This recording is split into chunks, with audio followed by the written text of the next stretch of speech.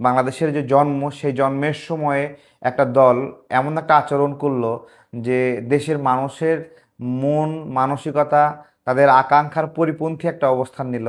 যারা স্বাধীনতার বিপক্ষে অবস্থান নিল, তারা বাংলাদেশে সততাপূর্ণ রাজনীতির স্বপ্ন দেখায়।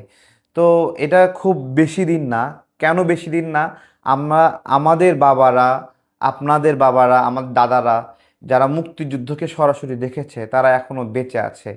তারা বেঁচে আছে, সে সকল অনেক ধর্ষিত নারীও বেঁচে আছে, অনেক শহীদ পরিবার এখনো বেঁচে আছে, যারা এই এই রাজাকার গোলাম আজম, রাজাকার নিজামী, রাজাকার মুজাহিদ, তারপরে রাজাকার শফিকুর রহমান, এই সব কিছু মিলিয়ে আল বদর নেতা এটিএম আজহার, হ্যাঁ, তারপরে এই যে আপনার হলো ইমামতি করতে গেছে পাবনায় নিজামীর ছেলে, হ্যাঁ, তো তার তো যার যার যে সকল সন্তানরা এদের দ্বারা ক্ষতিগ্রস্ত, সেই সকল সন্তানরা তাদের নিজ কানে বাবার কাছ থেকে শুনেছে, দাদার কাছ থেকে শুনেছে, দাদির কাছ থেকে শুনেছে। এই জেনারেশনটা বেশি দূরে যায়নি, এই সময়টুকুর মধ্যে এসে এমন একটা অবস্থা তুলে করেছে যে এই খুনিরা, এই রেপিস্টরা, এই মানবতা বিরোধী অপরাধীরা যারা দেশের আকাঙ্ক্ষার পরিপন্থী একটা অবস্থান নিয়ে দেশের মানুষকে হত্যা করছে, তারা ওই জেনারেশন যারা নিজ কানে শুনেছে এগুলো, সেই সকল মানুষগুলো এখনো বেঁচে আছে, যারা নিজ চোখে দেখেছে। সেই সকল শহীদ পরিবারের সদস্যরা 2-3 জেনারেশন পারই হয়নি, সেইখানে এসে তারা মানুষকে সততার গল্প শোনাবে। এবং তাদের মধ্যে আসলে সততার পরিবর্তে কি পাওয়া গেল? প্রবাসীর স্ত্রীকে ভাগায় নিয়ে যাচ্ছে, তারপরে একজন বিধবাকে গর্ভবতী করে তার সন্তানকে করছে, লিফটের মধ্যে চাকরির প্রত্যাশা দিয়া একটা ছাত্রীকে করছে, এবং তাদের সর্বোচ্চ আমির কি করছে? মানুষ এতিমদেরকে এক জায়গায় ডাকছে, তোমাদেরকে খাওয়াবো, ইফতার করাবো। এতিমদেরকে ইফতার করানোর ডেকে দেখেন জামাতের আমির কিটা করলো, ঠোঁট বরাবর মাইরা দিল একটা সিল। হ্যাঁ, তো এইটাকে আপনারা কি রকম ইসলামিক ভাষায় দেখবেন? তারা কিন্তু এটাকে চরমভাবে হক আকারে প্রকাশ করছে, কিন্তু তারা কিন্তু এটাকে এটাই সঠিক এরকম প্রচার করছে। কিন্তু যখন পাবলিকের মধ্যে ব্যাপক প্রতিক্রিয়া শুরু করছে যে একটা এতিম বাচ্চা এতিমখানা থেকে দাওয়াত দিয়ে নিয়ে গেছে, তোমাদেরকে ইফতার খাওয়াবো, নিয়ে যায় তার মনোবাসনা পূরণ করতেছে, একে একে 4-5টা বাচ্চাকে সমানে ঘুমাচ্ছে। তো এই বিষয়গুলোকে আছে, আমাদেরকে গালি দেবে, আমাদেরকে কথা বলতে দেবে না। কথা বলতে দেবে না মানে গণতন্ত্র মানে হলো জামাতের কথা বলার অধিকার। গণতন্ত্র মানে হলো জামাতের প্রতি নিরপেক্ষ আচরণ। বিষয়টা এরকম যে দুনিয়ার সব মানুষ যদি জামাতকে পছন্দ করে এবং তারপরে মোটামুটি সুশীলতা দেখায়, তাহলে বলতে হবে যে ও আসল বুদ্ধিজীবী এবং আসল সুশীল এবং আসল নিরপেক্ষ মানুষ। হ্যাঁ, দুনিয়ার সব নিরপেক্ষ মানুষ জামাতকে সমর্থন করবে, তাহলে সে নিরপেক্ষ। এছাড়া যদি কোনো মানুষ যদি চুপ থাকে, কোনো পক্ষ না নেয়, সেও নিরপেক্ষ না।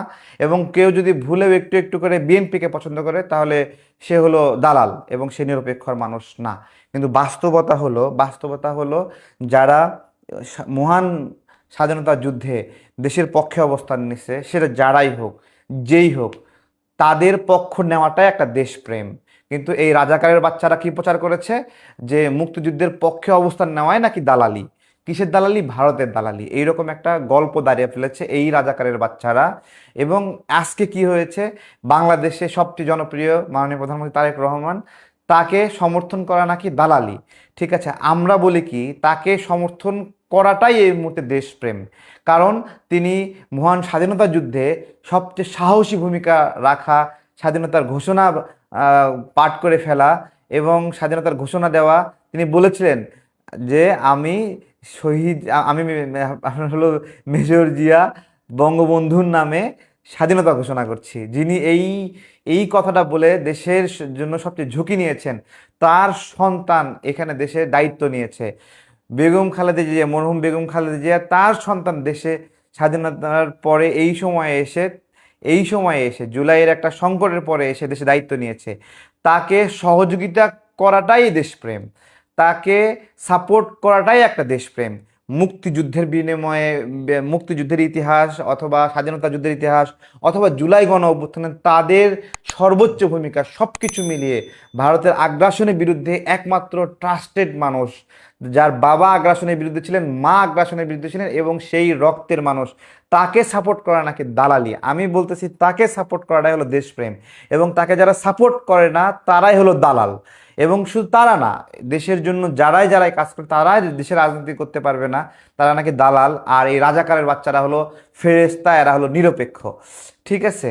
তো এই আর কি আমাদের মুক্তিযোদ্ধা এই পুরো বিষয়টাকে তাদের সন্তান একটা স্যাবোটেজ প্রক্রিয়া রাখছে, যে এরা হলো দেশের বিরুদ্ধে এরকম একটা, অথচ রাজাকারের বাচ্চারা দেশের বিরুদ্ধে, তারা 1 জুলাই আন্দোলনের মধ্য দিয়ে তারা হয়ে গেছে দেশের পক্ষে, আর মুক্তিযোদ্ধার সন্তানরা নাকি হয়ে গেছে দেশের বিরুদ্ধে। অসংখ্য মুক্তিযোদ্ধার সন্তান জুলাই আন্দোলনে অংশ নিয়েছে, অসংখ্য।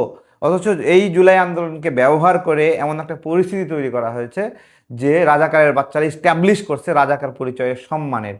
হ্যাঁ, জুলাই গণ অভ্যুত্থানকে ব্যবহার করে দেখেন এটিএম আজহারের মতো গণকারী, তাকে এই জুলাই গণ অভ্যুত্থানে শুধু রাজবন্দীরা আমরা মুক্তি পাইনি, এটিএম আজহারের মতো রাজাকাররাও মুক্তি পেয়েছে। ও স্বাধীনভাবে রাজনীতি করবে, কিন্তু মুক্তিযুদ্ধের পক্ষের মানুষগুলোকে ঝুঁকিতে রাখছে, আতঙ্কে রাখছে, তাদেরকে একটা স্যাবোটেজ করে রাখা হয়েছে। এই হলো পরিস্থিতি। ঠিক আছে? তো এটা কারা করছে? এই পূর্ণ হতাশায় থাকা একটা গোত্র জামাত ইসলাম এটা করতেছে। জামাত শিবির বোথ স্টেটের একটা গোত্র, যেটা আজকে ঢাকা বিশ্ববিদ্যালয়ে মিছিল হচ্ছে জামাত শিবিরের বিরুদ্ধে।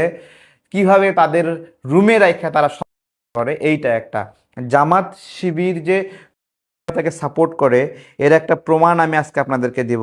জামাত শিবিরের রেইনবো ব্যানার ছিল, জামাত শিবিরের একটা, হ্যাঁ, রেইনবো একটা ব্যানার করেছিল। আপনারা বলেন তো, হ্যাঁ, যে রেইনবো ব্যানার কিসের বলেন তো, রেইনবো ব্যানার কিসের বলেন তো?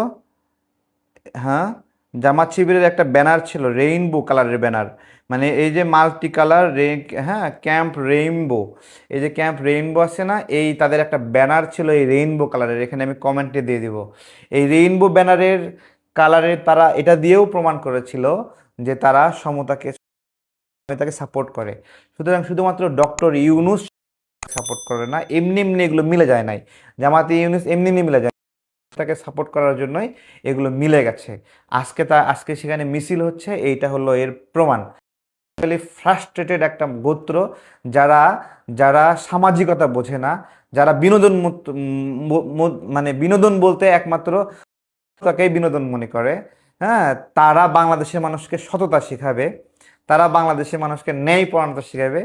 ঘটকরা, হত্যাকারীরা বাংলাদেশের মানুষকে ন্যায় বিচার শিখাবে। এই জুলাই গণ অভ্যুত্থানের পরে এই জামাতিরা ইউনূসের সময় 18 মাসে একটা ট্রেলার আমরা দেখছি যে জামাতিরা কত বিভৎস হয়, কত হয়। এবং জুলাই গণ অভ্যুত্থানে কিন্তু ঘর থেকে বের হয়নি, নিজের পরিচয়টা পর্যন্ত প্রকাশ করেনি। এমনকি জামাতকে নিষিদ্ধ করার পরেও ওরা ঘর থেকে বের হয়নি, যে ওরা বের হলে ওদেরকে জঙ্গি বানাবে, এই জন্য একটা বিষয় ছিল, কিন্তু ওরা ঘর থেকে বের হয়নি। সেই বের না হওয়া জামাত জুলাই গণঅভ্যুত্থানে ত্রাস সৃষ্টি করেছে, মব সৃষ্টি করেছে, জ্বালাও পোড়াও করেছে। হ্যাঁ, আন্দোলনের মাঝে লড়াই করতে সাহস নামে নাই, কিন্তু আন্দোলনের পরে একবারে পাংখা গজায় উঠতেছে, মব সৃষ্টি করে ব্যাংক দখল করতেছে, হাসপাতাল দখল করতেছে, শিক্ষা প্রতিষ্ঠান দখল করতেছে, তারা প্রিন্সিপালকে বের করে দিচ্ছে, নিজেদের মতো করে প্রিন্সিপাল নিয়োগ দিচ্ছে। তো এই সব কিছুর একটা ট্রেলার আপনারা দেখেছেন, যেই ট্রেলার হলো 353টা গার্মেন্টস বন্ধ করে দিছে না, বন্ধ করে দিয়ে তারা কি করছে, 17 লক্ষ নারী, 24 লক্ষ নারী এবং পুরুষ মিলে মানুষকে কর্মহীন করছে। এই ট্রেলার দেখছেন না? এবং মানুষের মধ্যে কি একটা আতঙ্ক সৃষ্টি হয়েছে। এই সময়টাতে মাননীয় প্রধানমন্ত্রী তারেক রহমান ক্ষমতায় আছে, একটা কথা জিজ্ঞাসা করি, তাকে যে সাপোর্ট করায় একটা দেশপ্রেম, তাকে সাপোর্ট করায় যে সবার জন্য নিরাপদ, এইটার একটা প্রমাণ এই জামাতিরা জুলাইয়ের পরে যে পরিমাণ মব সৃষ্টি করছে, আতঙ্ক সৃষ্টি করছে, মানুষকে আক্রান্ত করছে। ঠিক আছে, এরা যদি ক্ষমতায় আসতো তাহলে কেউ একটা কথা বলতে পারতো না। এরা ক্ষমতায় না থাকা অবস্থায় মানুষকে যে পরিমাণ সাইবার হ্যারাসমেন্ট করছে, এবং যে সোশ্যাল মিডিয়ায় যে আপনার হলো গালিগালাজ করতেছে না, এরা দেখবেন যে এরা এক বইয়ে সন্তুষ্ট না। হ্যাঁ, একটা গ্রুপ যারা পরিবারে সন্তুষ্ট না, সমাজে সন্তুষ্ট না, এবং তারা এই যে মাথায় এক ধরনের মানে হলো এনজাইম নিঃসৃত হচ্ছে, এবং সেই এনজাইমের ফলে তারা এখানে এসে গালিগালাজ করতেছে। পুরা কমিউনিটি এই ধরনের একটা মানে বিষয়ে জড়ায় গেছে। তো ভালো থাকবেন, এদের হাত থেকে দেশকে বাঁচাতে হবে। এবং ছাত্রী সংস্থা নামে যে একটা সংগঠন আছে, এরা কিভাবে মুতা বিবাহের নামে জামাত শিবিরের দাসীতে রূপান্তরিত হয়েছে তার প্রমাণ গত কয়েকদিন ধরে ফেসবুকে বিভিন্ন জন প্রতিক্রিয়া জানাচ্ছে। আমরা জানি আইসিএসে অনেক নারী অ্যাক্টিভিস্ট জন্ম মানে হলো সেখানে যোগ দেয়। সেই আমরা কিন্তু জানি এটা, হ্যাঁ, আইএসএসে অনেক নারী অ্যাক্টিভিস্ট জন্ম দেয়, যোগ দেয়, যাদের কাজ হলো ওইখানের যে পুরুষ অ্যাক্টিভিস্টরা আছে তাদেরকে থেকে রিমুভ করা। এবং সেই জায়গা থেকে এই ছাত্রী সংস্থাতে যারা নিজেদের বোনকে যুক্ত হওয়ার জন্য কাজ সুযোগ দিয়ে করে দিচ্ছেন, স্ত্রীকে দিচ্ছেন, জাস্ট একটু কেয়ারফুল থাকবেন। কেয়ারফুল থাকবেন এই জন্য যে এই যে ধর্মীয় আবয়ব, ধর্মীয় আবহ ডাইরেক্ট তো জান্নাতের মানে লোভ দেখায় হয়ে ফেলবে, খুবই স্বাভাবিক বিষয়। মানুষ তো ধর্মীয় জায়গা থেকে, এরা তো মানে মানুষ তো মৃত্যুর পরে জান্নাত প্রত্যাশা করে, এরা তো দুনিয়াতেই এদের জান্নাত বানায় ফেলছে। দুনিয়াতেই জান্নাত যদি না বানায় ফেলে এরা, দুনিয়াতে জান্নাত কি, একটা সিঁড়ি ঘর, লিফটের রুম, ওটারও জান্নাত বানায় ফেলছে। হ্যাঁ, এবং এরা 800 টাকার রুমকে জান্নাত মনে করে, যে কারণে এরা ভালো রুম খোঁজে না, 800 টাকার রুমে গিয়ে যায় এরকমভাবে একজন ছাত্রীকে নিয়ে গেছে, চাকরির লোভ দেখায় সেখানে। তো এই হলো বিষয়, এরা নাকি জান্নাত দেবে, জান্নাত দেবে, এই যে এইভাবে এইভাবে লো বাজেটের জান্নাত।